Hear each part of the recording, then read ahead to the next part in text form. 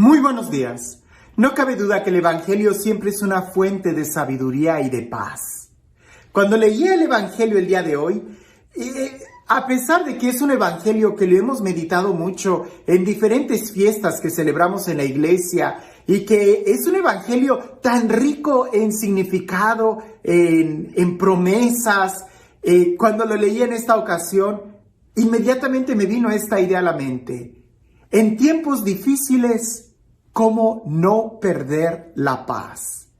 Si ya hemos perdido tantas cosas, el trabajo, el dinero, oportunidades, no pierdas la paz. Eso es algo importante.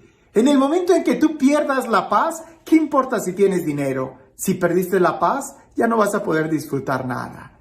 Por eso, ¿cómo no perder la paz? Bien, pues el día de hoy, sí, en el Evangelio, pero también celebrando esta fiesta del nacimiento de la Virgen María. El día de hoy celebramos el nacimiento de la Virgen María. La Virgen María es una persona que nos enseña muy bien a no perder la paz. Toda la vida de la Virgen María, desde su concepción, que celebramos el 8 de diciembre, y el día de hoy, el nacimiento, 8 de septiembre, toda la vida de la Virgen María a nosotros nos debe dejar bien claro esta situación. Hay cosas que no son parte de la naturaleza humana. Y una de esas situaciones es el pecado. Nosotros no necesitamos el pecado para crecer, al contrario, el pecado es un estorbo, el pecado nos obstaculiza el poder crecer. El celebrar y recordar la Virgen María es celebrar y recordar que también nosotros podemos crecer sin pecado. A veces nosotros decimos, ay, pues es que déjalo, pues así es. No, así no somos. Nuestra naturaleza es una naturaleza limpia. Sí, tenemos esa tendencia a pecar, pero eso es otra cosa. El día de hoy, si nosotros queremos permanecer en la paz, si nosotros queremos disfrutar la vida, no necesitamos un carro, no necesitamos una casa, ni siquiera necesitamos un trabajo.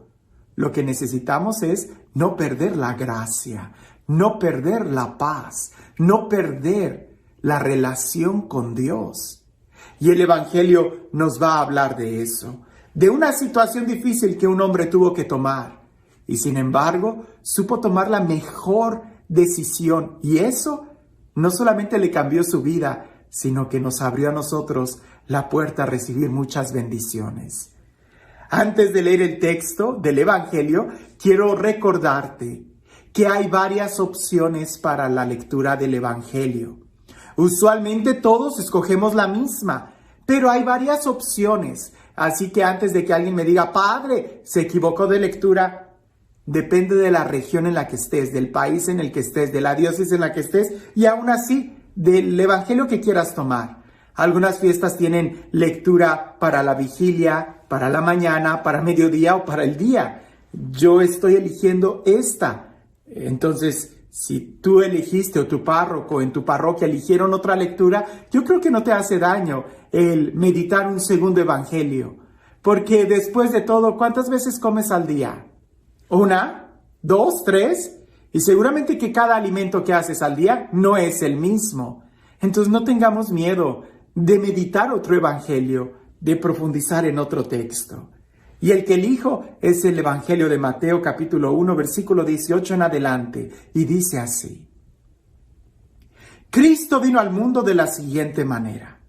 Estando María, su madre, desposada con José, y antes de que vivieran juntos, sucedió que ella, por obra del Espíritu Santo, estaba esperando un hijo. José, su esposo, que era hombre justo, no queriendo ponerla en evidencia, pensó dejarla en secreto. Mientras pensaba estas cosas, un ángel del Señor le dijo en sueños, José, hijo de David, no dudes en recibir en tu casa a María, tu esposa, porque ella ha concebido por obra del Espíritu Santo. Dará a luz un hijo y tú le pondrás el nombre de Jesús, porque él salvará a su pueblo de sus pecados. Todo esto sucedió para que se cumpliera lo que había dicho el Señor por boca del profeta Isaías. He aquí que la Virgen concebirá y dará a luz un hijo, a quien pondrán el nombre de Emmanuel, que quiere decir Dios con nosotros. Tú podrás decir, pero ¿cuál es el problema ahí? Bueno, mucho. Ponte en el lugar de San José. Te acabas de desposar con una persona. Y es que el desposorio o el matrimonio, sobre todo en esa región, en esa época, consistía en varias etapas. Y una de las etapas que era el desposorio, que era, pudiéramos decir, una etapa previa al matrimonio en sí, que era ya llevársela a vivir a tu casa. En ese desposorio donde era como si ya se firmara un acta de matrimonio, donde realmente el varón ya tenía derechos sobre la mujer. Pero el Evangelio pone bien claro que todavía no vivían juntos y que María estaba embarazada por obra del Espíritu Santo y que María va y le dice a José, oye, estoy embarazada por obra del Espíritu Santo. Y José es un hombre justo. Y la palabra justicia en la Biblia tiene una gran relación, similitud, o pudiéramos decir casi sinónimo, con santidad. Y en una situación ordinaria, normal, si el varón sabe que su mujer no es virgen o está embarazada de otro varón, él no la puede tomar porque él asumiría el pecado de ella. Pero en el caso de José y de María, resulta que José sabe que no puede tomar ese niño porque no es de él. Pero tampoco va a denunciar a María porque si la denuncia la van a matar, la van a apedrear. Y José cree en la palabra de María, pero al mismo tiempo él no puede tomar ese niño porque él está buscando la voluntad de Dios. Y la voluntad de Dios es que no puede tomar un niño que no es de él. Por eso él decide renunciar a María, despreciar a María en secreto. Es decir, él no le va a decir nada a nadie del por qué la está dejando. Eso significa una decisión muy fuerte para José. Él ya tiene un problema encima. El problema es, ¿la tomo o no la tomo? ¿La llevo a mi casa o no la llevo a mi casa? Si la llevo a mi casa, pues estoy haciendo algo que no es bueno. Pero si la denuncio, la van a matar. Y eso tampoco es bueno. Entonces él decide rechazarla en secreto. No decir nada y simplemente nunca llevársela a vivir con él. Eso va a poner en juego la reputación de José. Y creo que esa es una enseñanza. Primero es, ¿qué es lo que a nosotros nos preocupa más?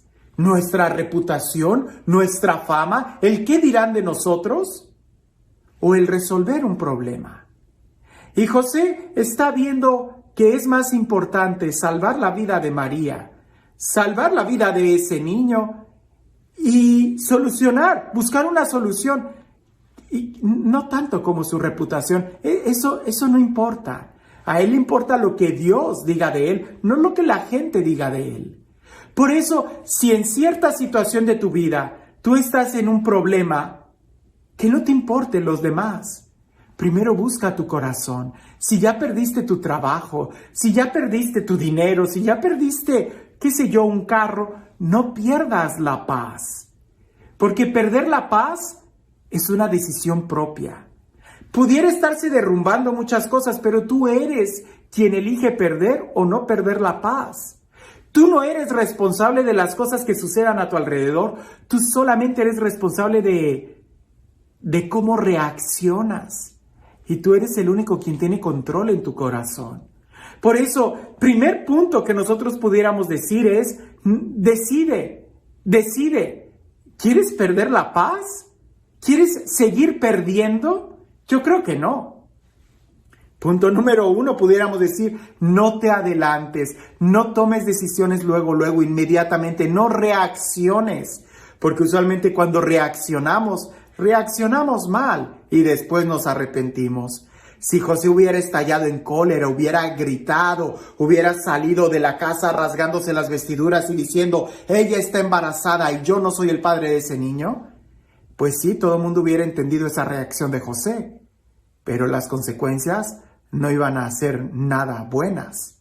No te adelantes, tranquilo. Segundo, no entres en terrenos difíciles, en terrenos donde tú no puedas salir, en terrenos donde tú vas a, pudiéramos decir, tú vas a hacer el problema más grande. Tranquilo, que lo que vayas a hacer no empeore las cosas. Y pudiéramos decir, el tercer punto es, revisa que hay muchas opciones. No siempre la justicia es la mejor respuesta. José, por orden de justicia, él pudiera haber denunciado a María, pero él descubrió que había otro camino, el amor, la confianza. Alguien pudiera decir, José, pero vas a perder tu reputación. ¿Y a quién importa el qué dirán? A él importa lo que Dios dice de él. Y es precisamente esa actitud, el buscar la voz de Dios, lo que hace que José tenga una revelación muy profunda. Porque es hasta ese momento donde él entiende el rol que él va a tener en la historia de la salvación. Él va a tomar a María y cuidar a ese niño, que será el Salvador. Lo que aparentemente era una desgracia, era un gran problema, en realidad era una gran bendición para José.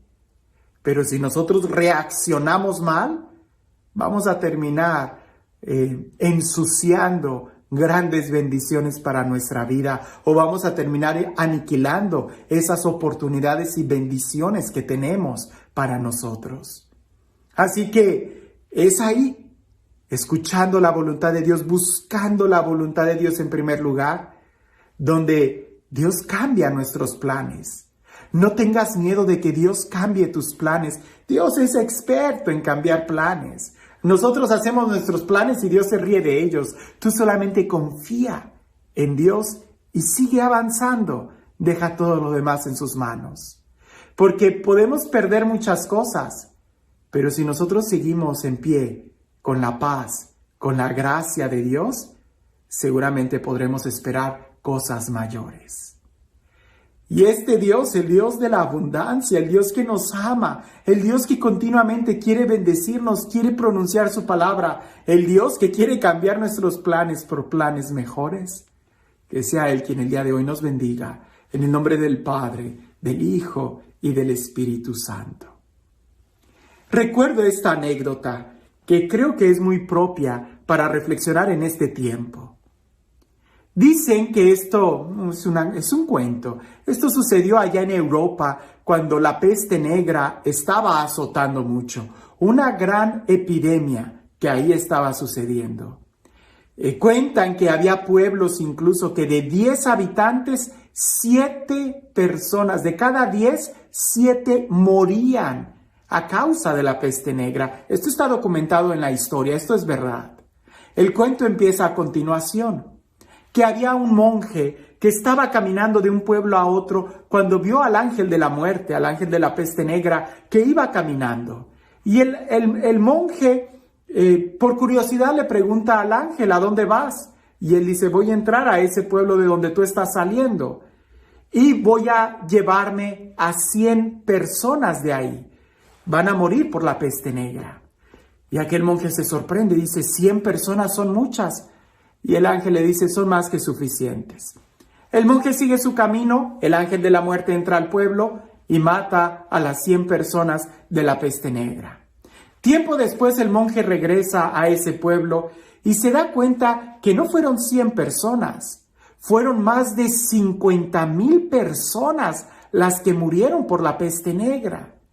El monje se sorprendió mucho y dijo, pero a mí me dijeron que solamente iban a ser 100. Bueno, viene de salida el monje y se vuelve a topar con el ángel. Y el monje le dice, oye, además de ser tú el ángel de la muerte, veo que también eres un mentiroso. Y el ángel de la muerte le dice, no, ¿por qué dices eso? Y dice, tú me dijiste que solamente te ibas a llevar a 100 personas y resulta que murieron más de 50,000. Y el ángel le contesta, yo solamente me llevé 100, pero detrás de mí vino el ángel del miedo y él se llevó el resto. A veces es así. Tenemos un problema, pero el problema no es el problema. El problema es que a veces nosotros no sabemos cómo manejarlo y el miedo llega y nos vence. Si tenemos un problema o una situación difícil, por favor, no pierdas la paz, no pierdas la esperanza, no pierdas la fe. Si ya has perdido tantas cosas, no pierdas la paz. Y a ejemplo de San José, busca la dirección de Dios, que Dios es el único quien puede escribir derecho en renglones torcidos y Él puede cambiar ese problema por una gran bendición. Que tengas un excelente día.